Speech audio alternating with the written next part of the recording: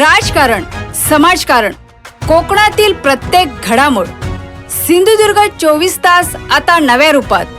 सिंधुदुर्ग संवाद, ताज्या घडामोडींसाठी आताच सबस्क्राइब करा. दिल्लीमध्ये सुरू असलेल्या आंदोलनाच्या पार्श्वभूमीवर केंद्र सरकारला समर्थन दर्शविण्यासाठी भारतीय जनता पक्षाच्या वतीने आज कुडाळ येथे मानवी साखळी आंदोलन करण्यात आले. यावेळी भारताच्या अखंडतेच्या समर्थनार्थ घोषणाबाजी करण्यात आली. यावेळी भाजप जिल्हाध्यक्ष प्रभाकर सावंत म्हणाले, पेपरफुटीच्या कोणत्याही प्रकाराचे आम्ही समर्थन करत नाही. जंतर मंतरवरील विद्यार्थ्यांना न्याय मागण्याचा पूर्ण अधिकार आहे. मात्र या विषयाच्या आडून काही घटक मोठे राजकारण करत असून देशात अराजकता निर्माण करण्याचा प्रयत्न सुरू आहे, असा आरोप त्यांनी केला.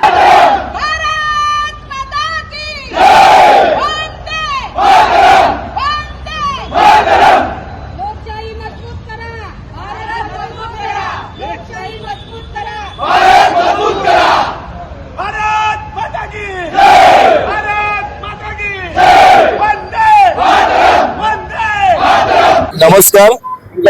आज एका विषयासाठी आपल्या कुडाळ तालुक्यातले सगळेच पदाधिकारी असतील, युवा असतील, या सगळ्यांनी एक मानवी साखळी करून भारताच्या अखंडतेसाठीच्या ज्या काही घोषणा आहेत त्या घोषणा आम्ही या ठिकाणी जमवून दिलेल्या आहेत.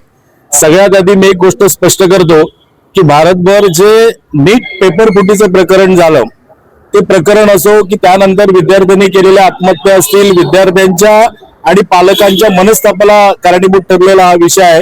यातल्या कोणत्याही विषयाचं समर्थन आम्ही अजिबात करत नाही. याचं कारण असं आहे की पेपर फुटी हा विषय असतो तो कुठल्या एका पक्षाशी, कुठल्या सरकारशी, विरोधी पक्षाशी बिलकुल संबंधित नसतो. तर तो असतो राष्ट्राचं भवितव्य घडवणारा विद्यार्थ्यांच्या आयुष्याच्या किंवा जीवन मरणाच्या प्रश्नाशी निगडीत आहेत. त्यामुळे आमच्या सगळ्यांच्या भावना या विषयाबाबत अत्यंत तीव्र आहेत आणि या विषयाची सखोल चौकशी झाली पाहिजे. हा विषय अक्षम्य नाही, त्यामुळे या विषयाची सखोल चौकशी झाली पाहिजे. यामध्ये कोण व्यक्ती, संस्था, यंत्रणा जे काही दोषी असतील त्यांच्यावर योग्य ते आणि तातडीने कारवाई झाली पाहिजे, अशा प्रकारचं आमचं मत आहे. आणि हे सगळं करत असताना जंतर मंतरवर जो काही प्रकार सुरू आहे, मुळात हा विषय सगळा घेऊन विद्यार्थी तिथे एकत्र होतात. तर त्या विद्यार्थ्यांना न्याय मागण्याचा एक त्यांचा अधिकार आहे आणि त्यामुळे त्या विषयाबद्दल आंदोलन सुरू झाल्यापासून आम्ही कोणत्याही विषयाबाबत भाष्य केलेलं नाही. आमच्या कुठल्याही याच्याकडून आम्ही काही व्यक्त झालेलो नाही, कारण आम्हाला वाटलं की हे सगळे विद्यार्थी सनदशीर मार्गाने हे सगळं आंदोलन करत आहेत, सरकारला जाब विचारत आहेत, तो त्यांचा अधिकार आहे. पण एक दोन दिवसाचा प्रकार पाहिल्यानंतर एक गोष्ट लक्षात आली की या विषयाच्या आडून एक मोठं राजकारण या देशामध्ये सुरू आहे.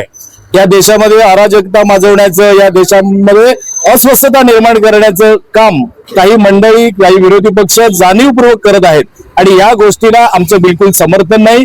या गोष्टीचा तीव्र निषेध आम्ही या ठिकाणी करतो.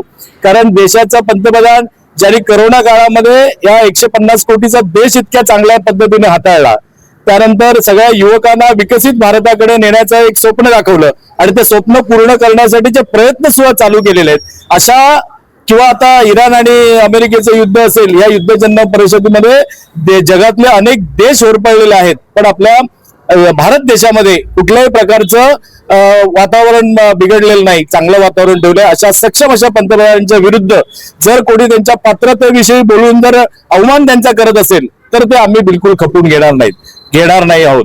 आम्ही कुठल्याही बाकीच्या गोष्टीबद्दल बोलण्यापेक्षा देशाची अखंडता आहे, देशविघातक ज्या काही शक्ती आहेत त्या शक्तींचं उदात्तीकरण या सगळ्या मोर्चाच्या आडून, या सगळ्या विद्यार्थ्यांच्या आंदोलनाच्या मागून होतोय आणि ही गोष्ट गंभीर आहे.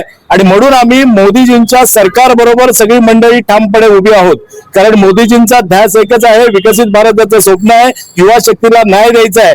त्यामुळे या सगळ्या ह्याच्यातून विद्यार्थ्यांच्या विकासाकडे नक्कीच त्यांचं लक्ष आहे. जो काय प्रकार जंतर मंतरवर चाललेला आहे त्यासाठी जी काही मोदी सरकार एक खंबीर भूमिका घेतील त्या देशाची अखंडता एकत्र राखण्यासाठी, अखंडता टिकवण्यासाठी. आता तर कोण तिथे म्हणत असेल की या देशाचं नेपाळ करू, नेपाळसारखी अराजकता निर्माण करू आणि काही गोष्टी करू किंवा देश तोडणाऱ्या शक्तींचं जर उदात्तीकरण करत असतील तर त्याला जो काय मोदी सरकार निर्णय घेईल किंवा खंबीर काही त्याच्याविषयी ठोस पावलं उचलेल त्या सगळ्याच्या पाठीशी, मोदी सरकारच्या पाठीशी आम्ही सगळेजण आहोत. आणि हाच आमचा संदेश लोकांपर्यंत पोहोचला पाहिजे.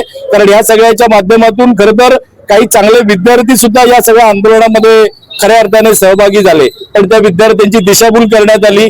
आणि जे विद्यार्थी नाहीत, जी लोक समाज विघातक मंडळी जी आहेत किंवा या देशामध्ये अराजक निर्माण करण्याचं ज्यांचं काम आहे, ज्यांचा उद्देश आहे, त्या लोकांनी या विद्यार्थ्यांना विनाकारण तिथे भरीस पडलं आणि त्यामुळे जो काय मारहाणीचा वगैरे प्रकार झालाय, तर अशा सगळ्या याला पाठीशी घालणाऱ्या सगळ्या गोष्टींचा आम्ही निषेध करतो. आणि मोदीजी या देशाची अखंडता राखण्यासाठी, या देशाच्या युवकांना चांगला न्याय देण्यासाठी जे काही काम करत आहेत, त्यासाठी आमचं सगळ्यांचं समर्थन मोदीजींच्या पाठीशी आहे. मोदीजींच्या पाठीशी आमचा खंबीर पाठिंबा आहे आणि हे सगळं दर्शवण्यासाठी आज आम्ही या ठिकाणी मानवी साखळीच्या रूपाने एक सनदशीर असं या ठिकाणी प्रदर्शन आम्ही समर्थन देण्यासाठी आम्ही या ठिकाणी जमलेलो आहोत.